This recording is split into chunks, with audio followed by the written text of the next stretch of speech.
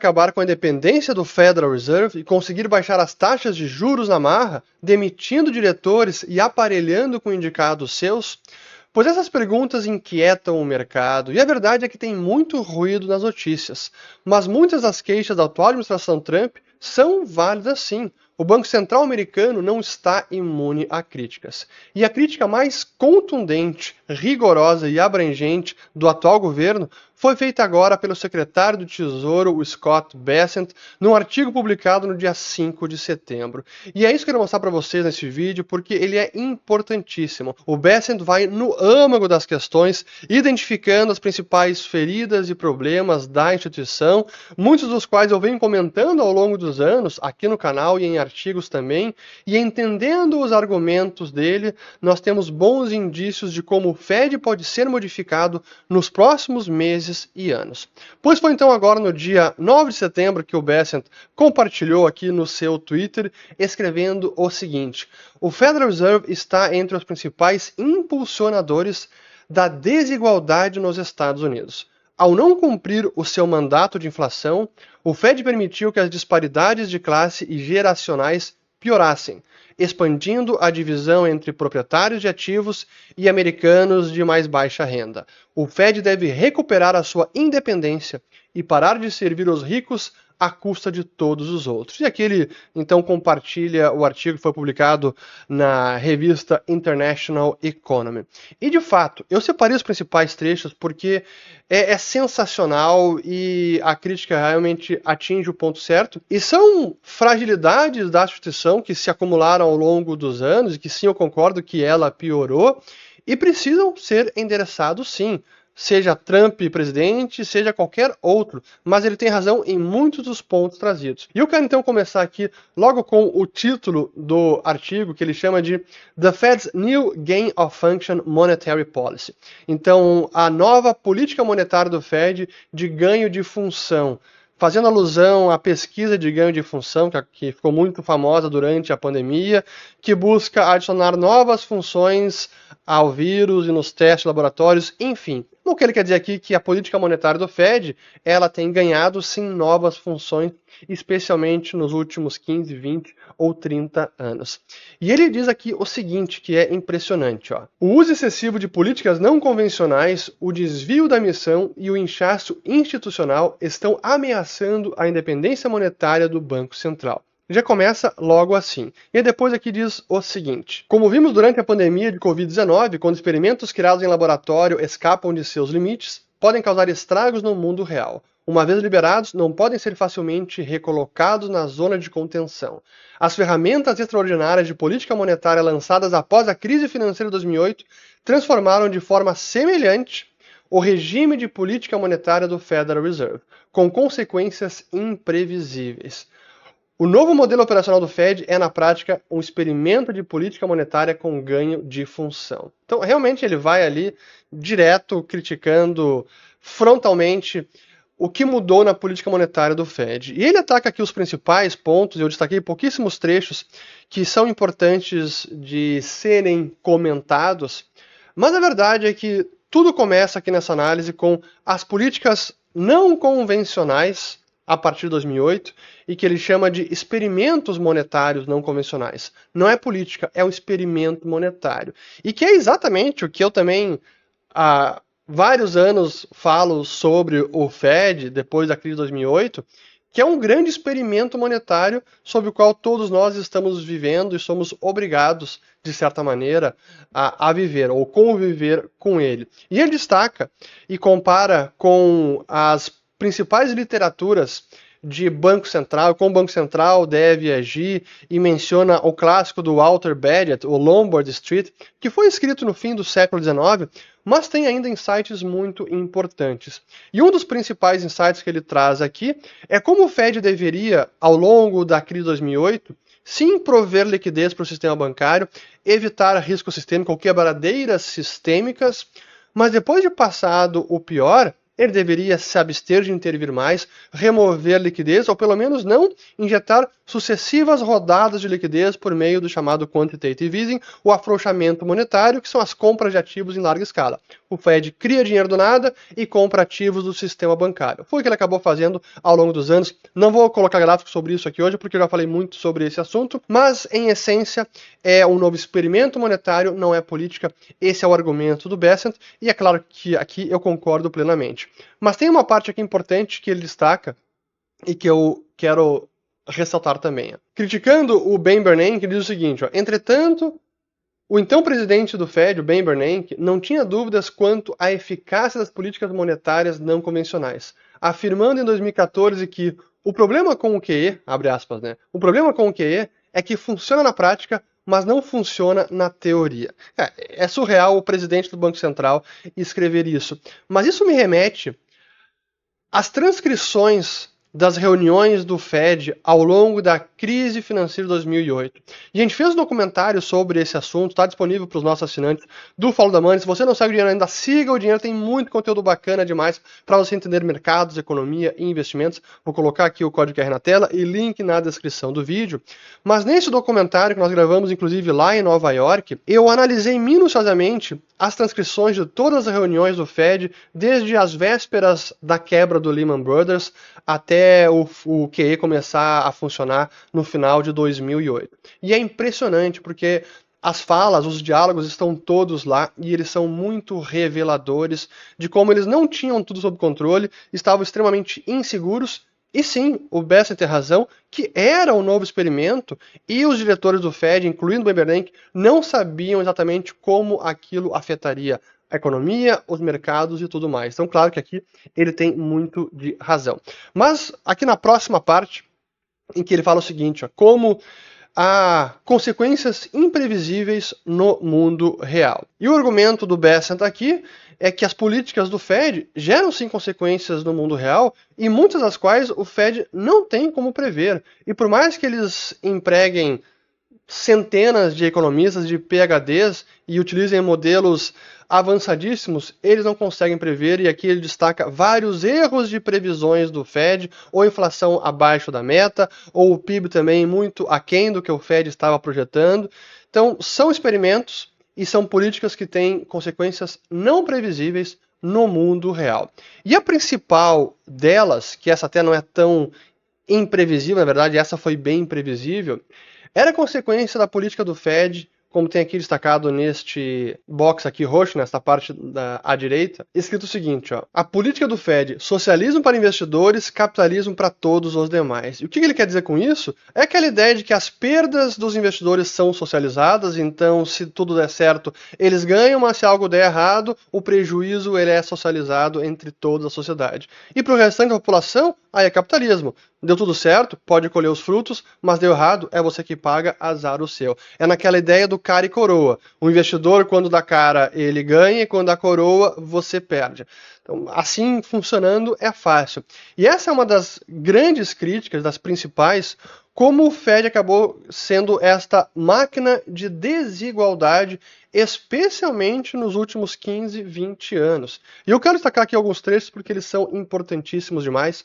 Então vamos lá. Os mercados financeiros são os outros grandes incentivadores de políticas monetárias não convencionais. Isso não é surpreendente, visto que as inovações monetárias do Fed visam impulsionar os mercados de ativos. E eu logo vou mostrar alguns gráficos que ilustram precisamente esse argumento, porque é lógico, se o Fed tem como mandato agora, nesse experimento monetário, injetar liquidez, criar dinheiro para comprar ativos do sistema bancário, é dívida pública ou então são as hipotecas, é natural esperar que o preço desses ativos vá se apreciar. E se esse dinheiro acaba indo diretamente para o sistema bancário, o mercado financeiro, é lá que esse dinheiro começa a circular primeiramente, e que tende a impactar o restante dos ativos com todos os efeitos que são desencadeados, como, por exemplo, taxas de juros mais baixas, facilidade de se alavancar e impulsionar ainda mais o preço dos ativos. Mas tem mais um trecho aqui importante nesta parte. Apesar da escassa evidência de que esta política resultou no aumento da produção econômica real, criou claramente uma base de apoio significativa para uma política monetária não convencional nos mercados financeiros, que estão altamente sintonizados com a presença da opção de venda do Fed, o Fed Put, devido aos repetidos resgates financeiros do Fed. Exatamente. Isso vai condicionando o mercado a esperar que, se der algum problema, o Fed intervém, injeta liquidez e socorre quem tiver que socorrer, como vimos em inúmeros casos e alguns serão citados aqui ao longo do artigo. Mais uma parte aqui final, já vou mostrar os gráficos que são importantes. Em seu livro Engine of Inequality, The Fed and the Future of Wealth in America, então, a motor da desigualdade, o Fed e o futuro da riqueza na América, a especialista progressista em política financeira Karen Petrow documenta como a busca do Fed por um efeito riqueza para estimular a economia saiu pela culatra. Até para explicar o efeito refeza para quem é um pouco mais leigo nesse assunto, é aquela ideia de que a política monetária, ao gerar uma apreciação, uma valorização dos ativos financeiros, gera um efeito riqueza no portfólio das famílias, que vendo as suas ações se valorizarem, vão acabar gastando mais, já que se sentem mais ricos. Então a política monetária de juros mais baixos, que valoriza ativos, tem este efeito secundário que gera gasto na economia real.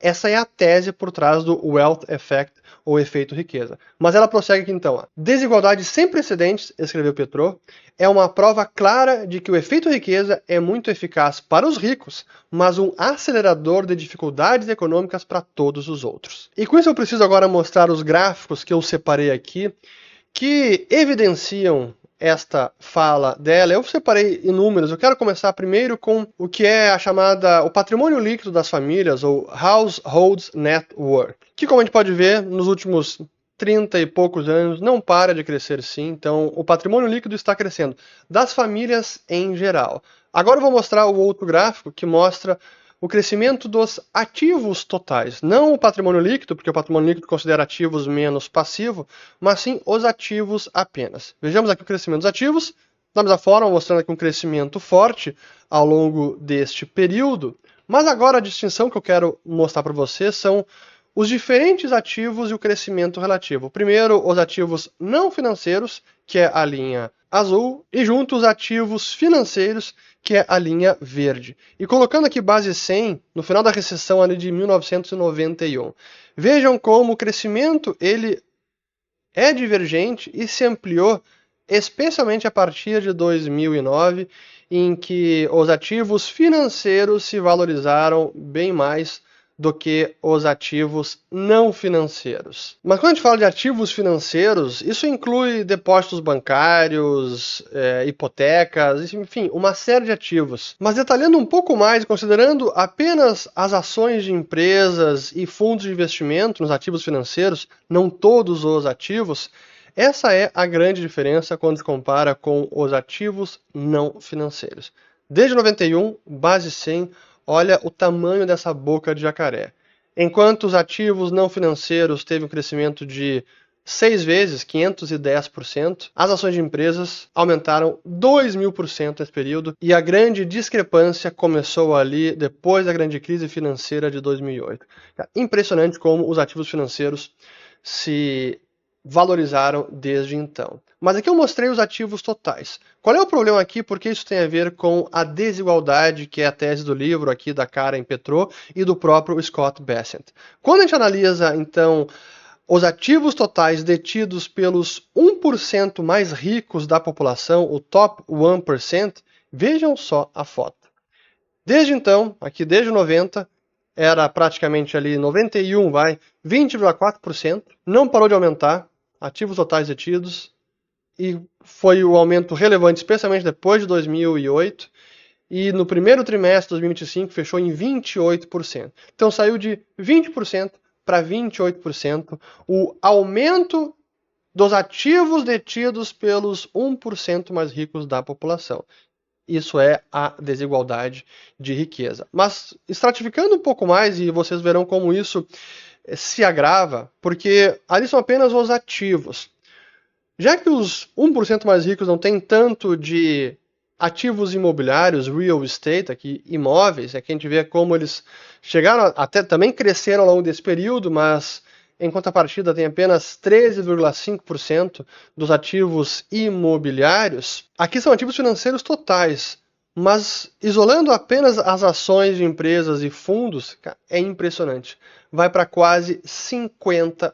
49,8% nesse primeiro trimestre de 2025. E chegou até o pico de 52% no terceiro trimestre de 2019. Então, os 1% mais ricos da população detêm quase 50% das ações e fundos de investimento. É metade das ações. Por que isso é importante? Porque se os ativos financeiros são impulsionados pelas políticas do Fed, aqueles que já detêm mais ativos verão a sua parte da riqueza aumentar ainda mais, em detrimento do restante da população. E mais ainda, que é um efeito que exacerba agora a riqueza detida.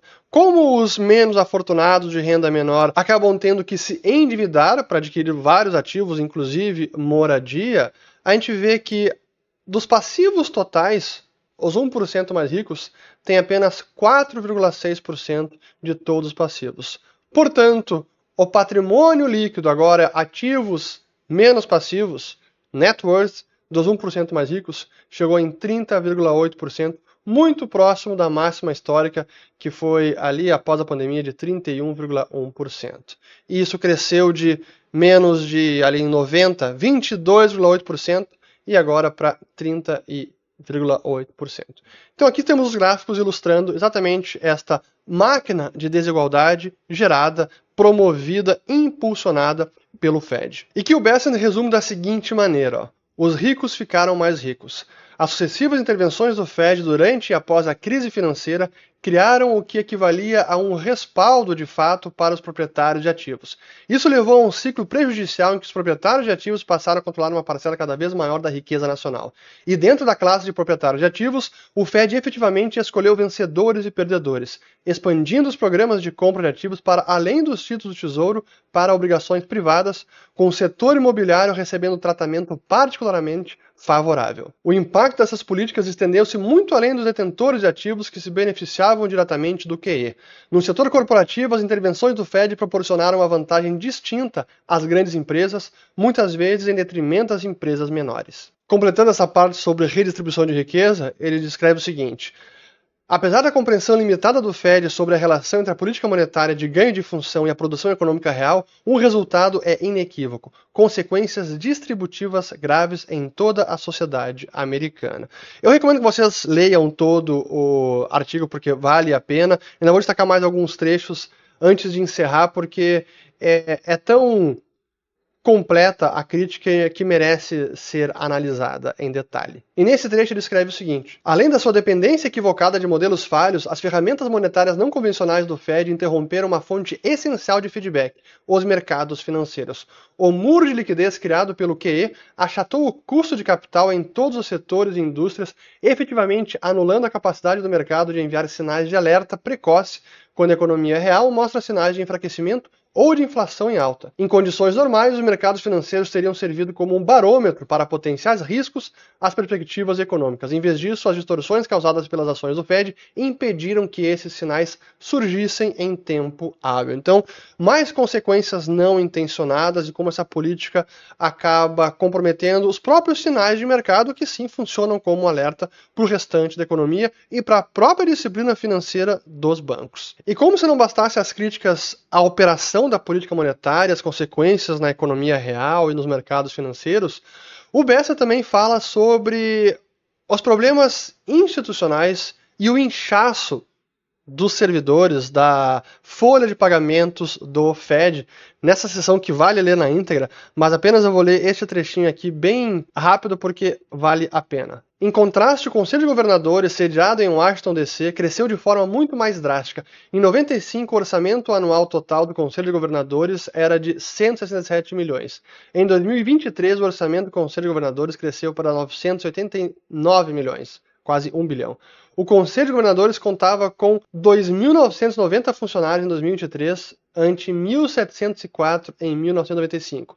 Aqui é só o Board of Governors que opera ali de Washington e que serve então os diretores, a diretoria do Fed. Cara, é surreal o crescimento. Depois tem mais detalhes aqui. Fala também o problema da reforma do Fed e o custo final muito acima do orçamento projetado lá no início. Enfim, um fiasco completo, mas é uma parte importante também que ele destaca nas críticas. E o Bessent aponta claramente o problema da separação entre política monetária e fiscal e como o Fed absorveu tanta dívida pública que está borrando essa linha divisória e faz parecer que o Fed sim está acomodando as necessidades fiscais do governo americano. E mais ainda, ele volta no tempo e se refere à grande crise financeira, à bolha imobiliária de 2008, porque ele diz o seguinte que merece destaque. A política monetária ajudou a criar a bolha imobiliária e o lento reconhecimento dos sinais de alerta pelo Fed e outros agravou a crise financeira.